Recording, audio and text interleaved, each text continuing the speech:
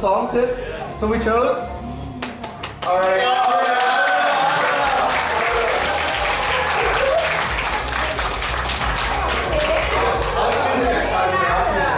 I didn't know where the beat drop was. I didn't know either. I couldn't hear you. This is on.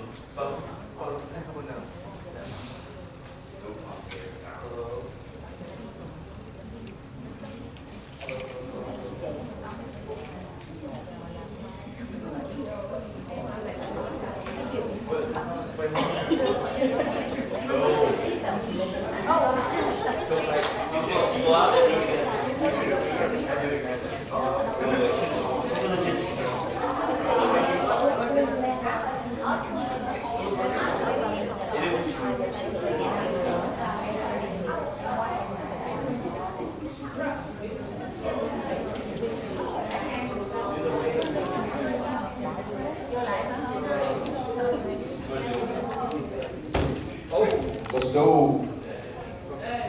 Should we try it again? Okay, let's do it again. We have time. I wasn't feeling it.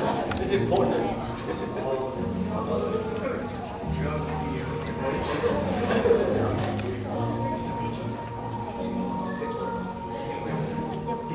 You're getting it long. This is a long one.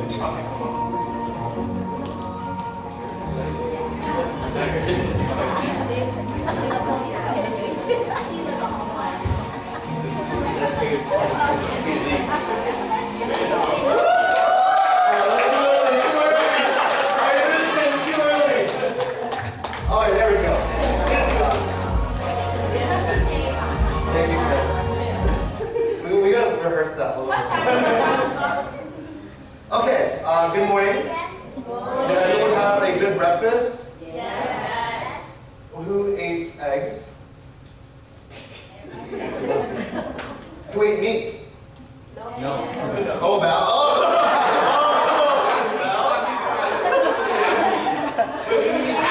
I don't know what you ate then. I forgot to eat. Didn't. Okay, this is the riddle for this morning. Does anyone have an answer? It's not a C syllable. Somebody say an idea? No. Come on, no. No answers? Oh.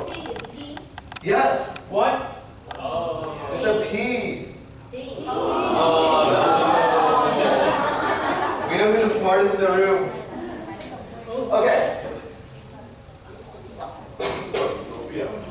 So the theme for today is the whole camp.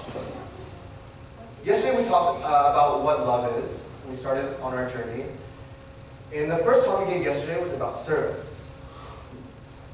I think that's the most simple one to understand. And so we're going to move a little bit deeper, and I'm going to challenge all of us to think about something a little bit different today. So yesterday I showed this graphic that I made. So we know love is love, obviously. We know that love is service. And we know that we can also show our love by nurturing other people. And so that is what today's talk is going to be about. So when I think of nurture, I think about plants, I think about the environment, I think about the earth, all the green things in life.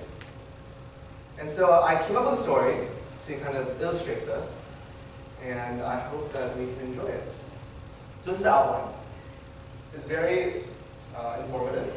Just telling you the first point, and I left the second, third, and fourth to be mysterious for us today. So the story is Isabel and the garden. Where's Isabel? Oh. I always remember the hat on, so I didn't see the hat. So once upon a time, when Isabel was a youngin', she's a little more mature now. But when she was very young, she dreamed of having flowers and planting her own flowers. So that was her dream. And she worked very hard, so she brought a plant home. She put it in the house, and day and night went by, and unfortunately, the flower never grew. So sad. Oh, no.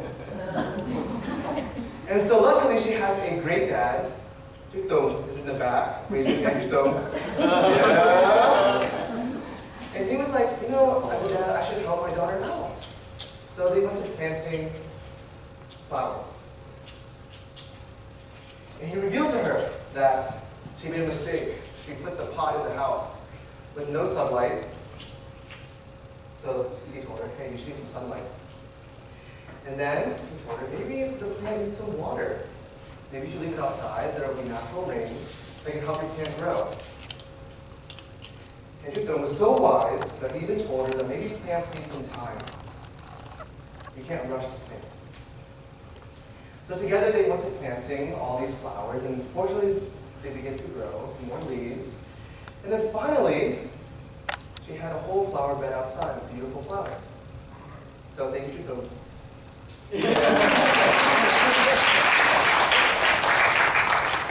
So that sets us up for the rest of my talk today about the following elements that we need when we're nurturing other people. Now, I don't mean that we need to like shine a sun in someone's face. This is all metaphorical. So, the first one, the sun. We should strive to be the ray of sunshine in people's lives. Now, as important it is to tell you what I think we should be doing, I think it's also equally important to tell you what we should not do. So I'm going to start with that first. So the don'ts. We should not carry sadness. We should not carry drama. And we should not be selfish. And now I underline these words mainly because someone in the crowd is probably thinking, well, it's kind of impossible to never be sad. Duh. But I put carry because you can be sad, but we shouldn't bring that sadness and carry it over to other people in our lives. You can share with them and they don't have to support, ask them for their advice. But we don't want other people in our lives to be sad with us. That is a little bit unfair. So do not carry sadness, don't carry drama, and do not be selfish. Now, the second point I included, mainly because I think it's a little bit cultural. We're all Asian here. Most of us are Vietnamese. And I think we all know how in our community there's a lot of gossiping. A lot of people talk back and forth about their kids and yep. And I think as young people, we can try to not do those things. To not bring drama to other people in our lives. And the last thing is just not to be selfish. Does anyone know what selfish means? Isabel's nodding her head. What do you think it means? It's different from just like putting yourself. It's like putting yourself in a light that's where you reflect other people in the process. That's one component, yeah. I think that in addition to putting yourself above other people, that's kind of like the hierarchy. So that's what we should not do. What should we do to be this positive ray of sunshine? Instead, we can brighten people's days by being humorous, being funny. And if you're like me, you're not like the funniest guy on the planet, you can smile more, which I'm trying to do. You can express kindness.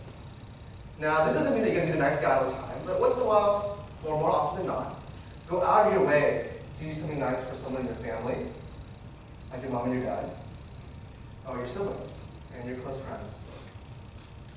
And the last thing, which is contrary to being selfish, is that we should want the best for others around us.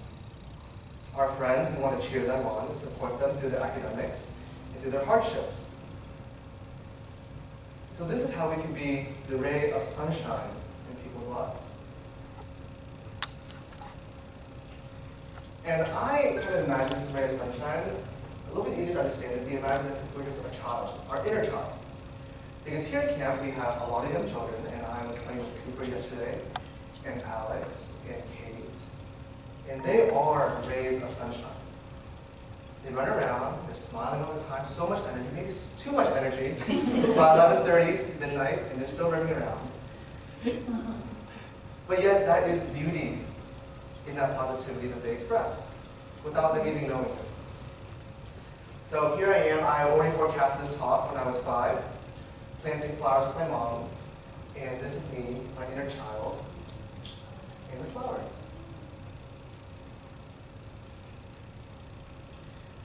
So sunlight equals positivity. That's the takeaway. The second one, water. Now I see water as soothing rain, very relaxing. And the goal in being this water for other people is that we can be a safe space for them to express their concerns and their anxieties. And one way that I think we can do this is to be caring.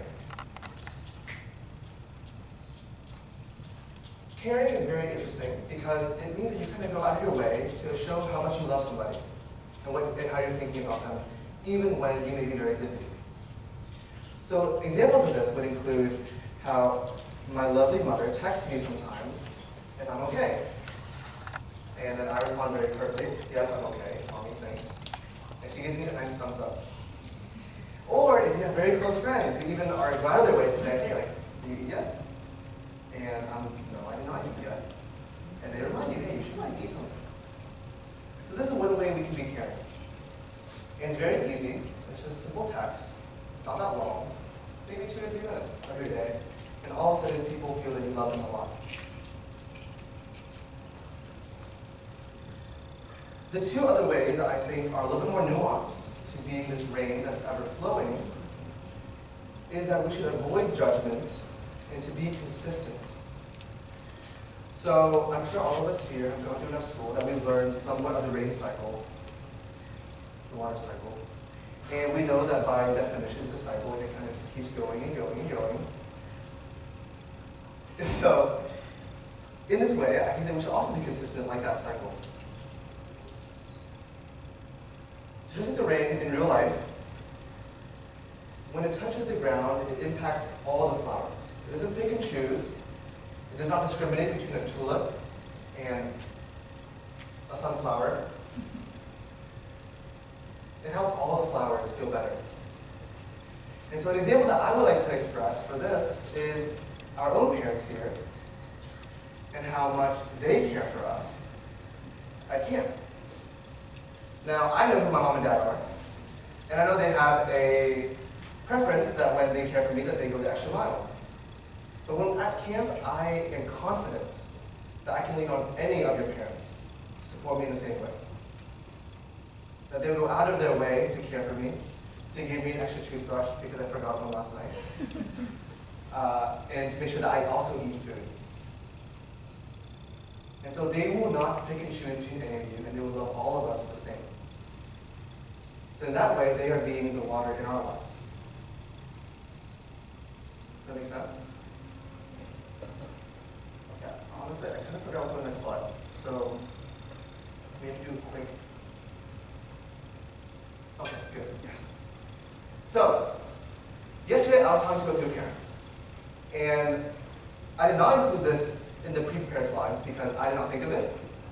So I'll give credit to some of the parents I talked to yesterday.